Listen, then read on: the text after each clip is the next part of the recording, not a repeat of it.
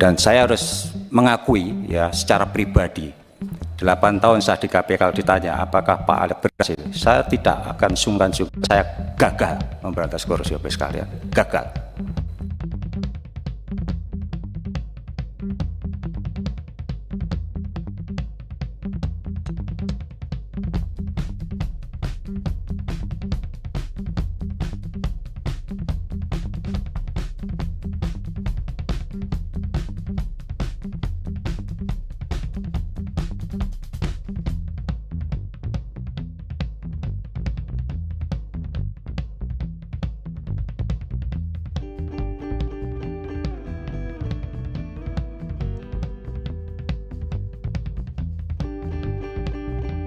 Ya, permasalahan dalam pelaksanaan koordinasi dan supervisi perlu kami sampaikan kepada forum yang terhormat ini, yaitu komitmen kepala daerah dan dalam pemberantasan korupsi yang ditunjukkan dengan masih banyaknya TPK di daerah.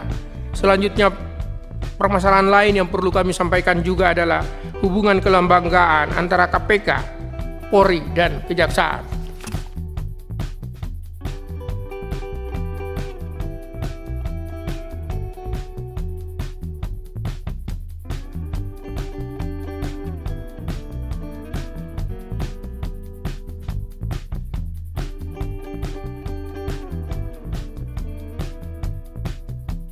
Pimpinan KPK yang saya hormati, apakah ada kendala-kendala yang terjadi baik di internal KPK sendiri atau antara KPK dengan insan penegak hukum yang lain? Mungkin sekarang waktunya tepat menurut saya, karena sebentar lagi kalau nggak salah Bapak pimpinan KPK ini juga sudah purna tugas ya, dan dengan DPR RI yang periode 2019-2024 ini mungkin rapat yang terakhir juga. Mungkin perlu disampaikan karena kita sedang disaksikan oleh masyarakat, di atas ada teman-teman media, mungkin perlu disampaikan secara terbuka, Pak, apa kendala, apa yang sedang terjadi di KPK dalam melaksanakan fungsinya, ya, kewenangannya, baik itu di bidang penindakan, baik itu di bidang monitoring, supervisi, koordinasi, dan juga berkaitan dengan pencegahan, ya, pendidikan, termasuk juga pendidikan dan pelayanan masyarakat. Mungkin perlu diungkap kepada kami anggota Komisi 3, sehingga nanti perlu ada langkah-langkah yang konkret, ya, yang kemudian bisa dilakukan oleh KPK maupun oleh pihak-pihak yang punya relevansi dengan itu, berdasarkan apa tadi yang nanti akan disampaikan oleh pimpinan KPK.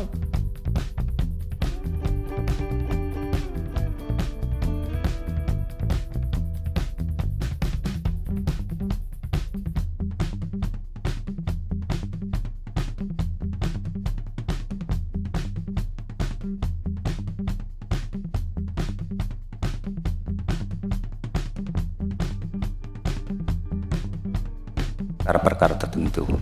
Tapi apakah ada intervensi di dalam penanganan perkara? Nah, Bapak sekalian, problem di KPK ini kalau boleh saya sampaikan ada beberapa, ya, menyangkut kelembagaan, mungkin juga regulasi, kemudian SDM. Ya, dari sisi kelembagaan tidak seperti di negara-negara lain yang saya sebutkan, misalnya yang berhasil dalam pemberantasan korupsi, Singapura atau Hong Kong. Mereka hanya punya satu lembaga yang menangani perkara korupsi, ya, Singapura CPIB, Hong Kong ICAC. Seluruh isu terkait korupsi mereka yang menangani. Sedangkan kalau di KPK ada 3 lembaga, Bapak sekalian, KPK, Polri, Polisi, dan Kejaksaan. Memang di dalam Undang-Undang KPK yang lama maupun yang baru ada fungsi koordinasi dan supervisi. Ya, apakah berjalan dengan baik? Harus saya sampaikan Bapak sekalian, tidak berjalan dengan baik. ego sektoral masih ada. Masih ada. Kalau kami menangkap jaksa atau menangkap jaksa misalnya, tiba-tiba dari pihak kejaksaan menutup pintu koordinasi supervisi. Sulit. Mungkin juga dengan kepolisian demikian. Ya.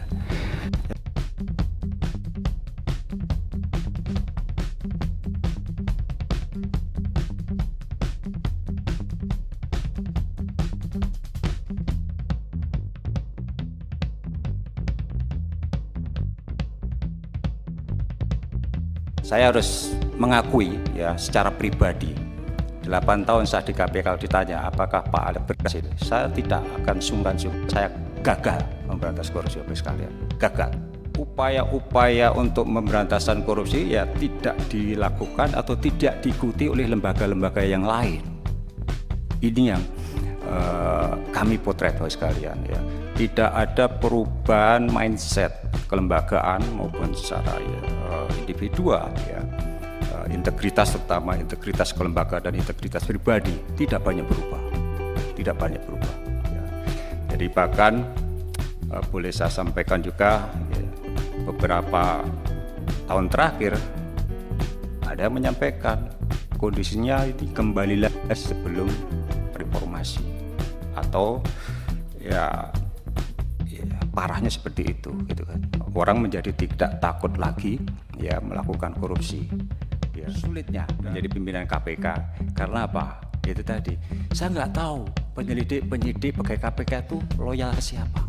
Gitu. Kami Pak di KPK tentu kami nggak punya kewenangan ketika pegawai yang bersangkutan kembali ke instansi asalnya itu ingin menjabat apa, tidak bisa. Kami hanya berperan di KPK. Ya. Sangat wajar pegawai-pegawai yang di KPK ketika kembali ke instansi lainnya itu berharap dapat promosi yang pejabat dan kami tidak bisa memberikan. So, kalau mereka lebih loyal ke pimpinan instansi asalnya itu sangat manusiawi, begitu kan. Nah, ini yang ya mungkin kami sih berharap ya kalau ada revisi atau apapun gitu kan. Pegawai KPK atau pegawai dari manapun asalnya ketika mereka bertugas di KPK ya sudah pindah status menjadi pegawai KPK kan begitu. Itu kalau masih ada loyalitas ganda saya pikir ya ke depan pun pimpinan siapapun tidak akan bisa seperti itu. Saya jamin Pak.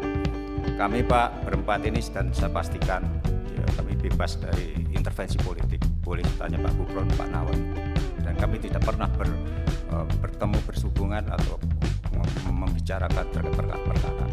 Makanya siapapun yang ditangani KPK, kami pimpinan tidak pernah intervensi. Bapak boleh tanya ke penyidik-penyidik, ada nggak perintah pimpinan untuk menghentikan perkara?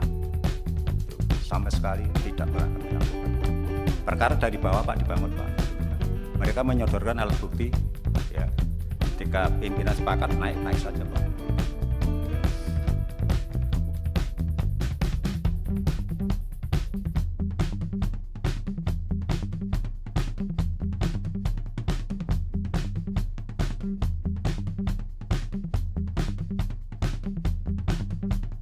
Dasar itu memang KPK ingin mendorong adanya RUU KPK. Oh enggak, bukan KPK yang mendorong itu. DPR sendiri yang melihat perlu atau tidaknya dilakukan perubahan. Oke teman-teman. Terima kasih Pak.